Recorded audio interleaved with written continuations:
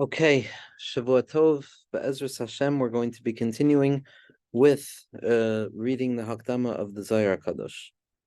Rabbi Elazar have Azil Lamachmil Rabbi Yossi Rabbi Shimon ben Lukina Chamli. Rabbi Elazar was walking to go and visit Rabbi Yossi, the son of Rabbi Shimon ben Lukuna, his father-in-law. Rabbi Abba Bahade. And he was walking with Rabbi Abba. He was walking with the Chavraya. He was walking with the scribe of Rabbi Shimon. And there was a donkey driver who was following behind them. This is a typical setup in the narrative structure of the Zohar Kadosh, where these two Tanaim will be walking together, and there'll be a hidden, anonymous individual who's seemingly outside of the frame of the main significance of the conversation, who in truth carries the main secret. Rabbi Abba. Rabbi Abba says, Niftach pischin da araisa da hashaisa ve'idna hu le'itakna ba'archen. Let's open up our mouths in Torah, because now, in this moment and in this place, it's time to orient ourselves towards the path of Torah. In this time, in this place, in this makom, in this man. Pasach Rabbi Elazar v'Amar. Immediately, Rabbi Abba offers the invitation, like we said, Pasach picha v'yirud v'recha. He offers the invitation, and without delay, Pasach Rabbi Elazar. Rabbi Elazar opens up the Amar. Pasach says, Eshab sosai tishmaru, that you should keep and guard my Shabbosim. Tachas yibesish yoimin barakut shabrichu alma, b'chol yuma v'yuma gali avidasa v'yahiv chele b'hahu yuma. HaKadosh Baruch Hu created the world in 6 days. What do these 6 days mean? It mean that HaKadosh Baruch Hu created the world with the 6 Sfiros Kavyachol, those frameworks through which HaKadosh Baruch Hu is Megala, his infinite strength and his infinite power. The secret of Chesed, Gvura, Tiferes, Netzach, Hoyed, and Yesod. Sunday, Monday, Tuesday, Wednesday, Thursday, and Friday. And Shabbos is Malchus. So each and every day, HaKadosh Baruch Hu is Megala something. On the first day it was Chesed, on the second day it was Gvura, on the third day it was Tiferes, v'chule, v'chule. And that day contained its own strength. But when was this production actually revealed? Not when was it set up by HaKadosh Baruch Hu, when was it revealed?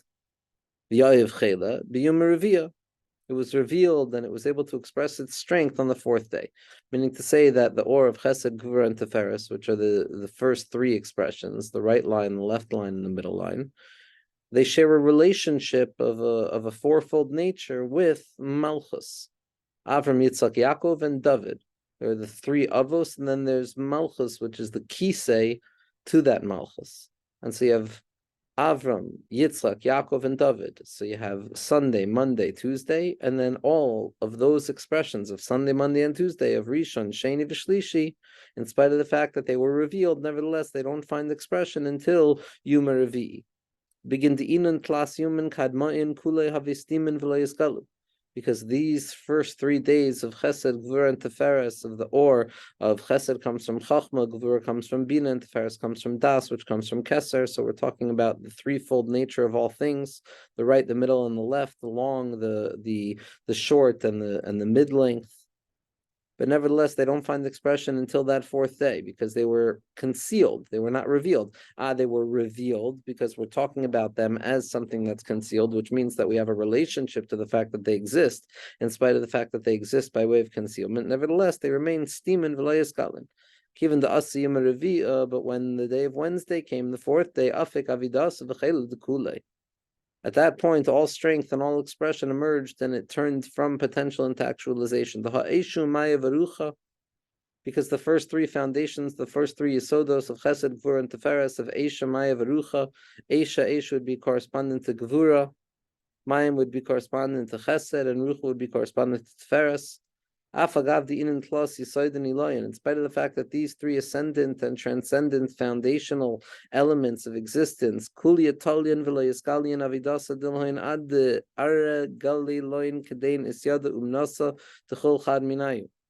of them stood in a state of prior to expression, dependent and contingent upon something else outside of them being performed, which is the revelation of what happens on the 4th day.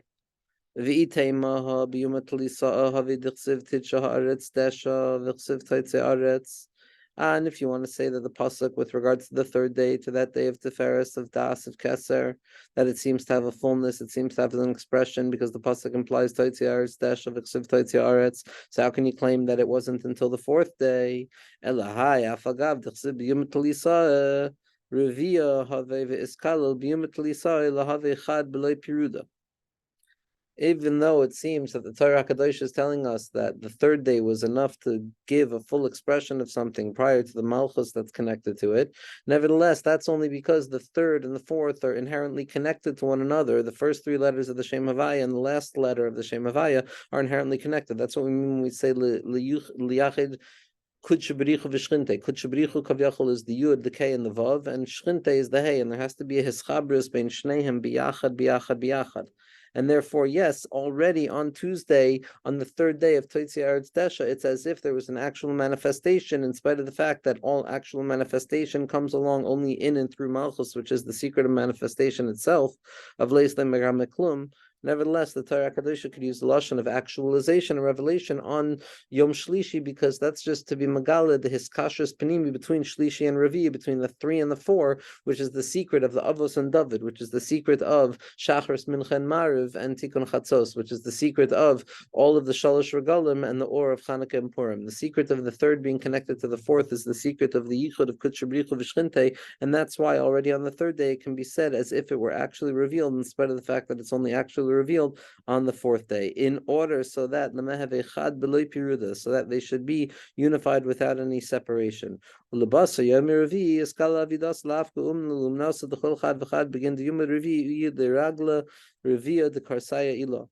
And then everything was prepared to be revealed fully. And in spite of the fact that the pasuk implies that it was fully revealed, that fullness is only in a state of potential adayin. And then on the fourth day, everything, Sunday, Monday, Tuesday, Rishon, Sheni, Shlishi, Esha, Maya, Rucha, Chesed, Gvur, Feres, Chachma, Bina, Das, all of those things emerge in their ownness, meaning they emerge in their particularization without kind of melting into one another, but they all come about on that fourth day, because the fourth is truly the secret of that fourth pillar, which is the Kisei of Malchus. It's the Merkava, it's David Malka Mashiach, it's Malchus that is only Megala, that which comes before it, and nothing of its own, but it's so powerful that the things that come before it, which are actually expressing something, can't be expressed without the Malchus, because the Malchus is the hinge. The Malchus is that limit point at which the previous level expresses itself and the next level begins to emerge. It's the transition between below to above and above to below. It's the Malchus. It has nothing of its own. It's a corner that is simply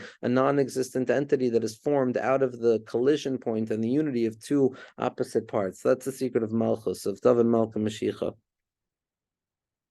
B'chol avidasaihu dekulia ben yomin kadmin ben yomin basrin of Italian b'yum deshabsa. And all of these days, whether it be Rishon, Sheni, Shlishi, up to Revi, but also Chamishi and Shishi, and all of the days, all of them are truly dependent on Shabbos itself. Like the pasuk says, "V'yachal elikim b'yom hashvi," that HaKadosh Baruch Hu continued everything in Yom Hashvi, not just Yom Hashvi, but Yom Hashvi was the completion of everything. Da Shabbos v'do ragla Revi da Karsaya. This is the secret of Shabbos, and this is the secret of the fourth leg of the chariot of David Malka Mashiach, of Shabbos being what appears to be the lowest day, even lower than the Sunday that precedes it, and lower than the Erev Shabbos that preceded it as well. And in truth, Malchus Shabbos looks like it's a destitute day. It's a day of she'ein le bas zug. It's the loneliness of Shabbos that comes to the Rebbeinu Shlalem and says, Rebbeinu Shlalem ein li bas zug. I don't have a bas zug. There's that loneliness of Shabbos, that destitution of Shabbos that is necessary in order for Shabbos to uncover its deepest strength, which is that, you don't have a bas zug, neither does Klal Yisrael, so Klal Yisrael becomes your bas zug. But without that loneliness, that desolation, that isolation, that individualization, that emptiness, that impoverishment of Malchus, of that secret of emptiness, a person can't truly come to the secret that, Shabbos is feeling empty because this is the most hailing thing imaginable. There's nothing higher than Shabbos. Shabbos is so ever-present, doesn't have to feel like anything. That ein lo bas zug of malchus is what gives birth to the possibility. You're am yashav badad. There's a bedidus, so then you could enter into the true secret of bedidus de kedusha, which is the light of keser, which is the secret of badad yashav, of the fact that Klal Yisrael sits alone, and the fact that it's b'chol derachecha de'ehu, and hein am levadad yishkain, and hein am levadad yishkain, and there's a secret singularity to Klal Yisrael that it could stand upon nothing but itself, and that's the secret of the fourth leg of the chariot, the fourth leg of Chesed, Gvurus, Tiferes, and then Malchus of Avram, Yitzchak, and Yaakov, and then David, Malka, Mashiach of all the meals of Shabbos Kodesh, of Friday night, which corresponds to Yitzchak, of Shabbos day, which corresponds to Avram, of Shal Shudas, which corresponds to Yaakov, and then tonight, which is, or in accordance with, David, Malka, Mashiach. So there's a connectivity between the 3 and the 4. Everything was waiting for Shabbos, which was the secret of Malchus. Train. Okay, fine. So now that you tell me that everything is dependent upon Shabbos because it's the fourth leg of the chariot, it's Malchus. So then what's the pluralization of Shabbos? Es Shabsoi Tishmaru. Train. The implication is train. Ella Shabbos Tamali Shabta v'Shabbos Diyoima Mamish Leislan Piruda. But rather the secret is that Shabbos of night and Shabbos of day, meaning to say the Shabbos of the Chakal Tapuch and Kaddish of Malchus being Niskala on Friday night, and the Avodah of Friday night of Leil Shabbos, which brings into it Erev Shabbos as well. There's no Leil Shabbos without Erev Shabbos. And then in relationship to the very different Avodah of Yom HaShabbos, which is already oriented towards the secret of Motzei Shabbos, so you have this Pegisha between two modalities of Shabbos, but the reason it says as Shabsoi Tishmaru is to show that those two Shabbosim, the secret of Malchus and Asika Kadisha, are Nisyached Kiyachad. That's as Shabsai Tishmarun, in order to teach us Mamish Leislan Piruda. Amar Hahutia, the Havetayan Basrayu. That donkey driver, that wandering kind of anonymous person, creature, whoever it was, he says, Mahu Mikdashai Tirau. Okay, wonderful, I'm listening to what you're saying, but what does it mean that you should fear my temple, you should fear the Beis HaMikdash, you should feel my holiness? Amar lei da Kedusha Shabbos. They responded to him, this is the secret of the Kedusha of Shabbos. Amar lei uma Kedusha de Shabbos. And this Taya, this donkey driver says, and what's the Kedusha of Shabbos? Amar lei da Kedusha de Ismashcha Me'ela. This is the Kedusha that is drawn down from above. Amar lei Yachi Avidus l'Shabbos laviu Kadosh ala Kedusha de Shaya lai Me'ela. Says the Taya, okay, if you're telling me that the Kedusha of Shabbos is a Kedusha that is drawn down from above into it, what you've shown me is that Shabbos doesn't bear a mark of an indelible mark and an inherent inner interiority of Kedusha, because now you're telling me it needs Kedusha from above. Rabbi Abba says, and this is what the pasuk means, that the pasuk says that Shabbos is going to be called Oneg and it's going to be called Kadosh LaHashem. Mechubad idcher Shabbos l'chud v'Kadosh l'chud. It says Kavod of Shabbos singularly, and it says Kedusha of Shabbos. Amalei ihachiman Kadosh Hashem. Okay, so the Taya returns and he says, so what is Kadosh Hashem? Amalei Kedusha denachtem mila'ela v'sharyaleh. So he repeats that it's the Kedusha that descends from above and it rests upon it. Amalei I Kedusha desnachshem mila'ela ikr mechubad eschazi the Shabbos love you mechubad v'chavdeu. Again, the Taya says, so okay, if you're going to tell me that the Kedusha that is drawn from above to rest upon Shabbos is referred to as mechubad, so now you're implying to me that Shabbos itself is not inherently mechubad because it has to draw down that kibud, but the pasuk says it's mechubad. Amar Rabbi Elazar v'Rab Abba onach lahai gavra demila chadasa v'chachmasa isbei da'anan lo yadanin bei. Now this strange individual who's been following them, this donkey driver, suddenly he has Rabbi Abba's attention and he has Rabbi Elazar's attention. And Rabbi Elazar and Rabbi Abba say that let's listen to this individual because a new word, a new idea, something that has not yet been revealed to us within him that we haven't known yet. Amrlei Ema Anat. And they looked at him and they said, okay, speak up. Okay, Be'ezras Hashem, it should be a Shavua Tov, and we will hear Hahutaya's Torah Be'ezras Hashem tomorrow. Okay, Shavua Tov, and everything should be good.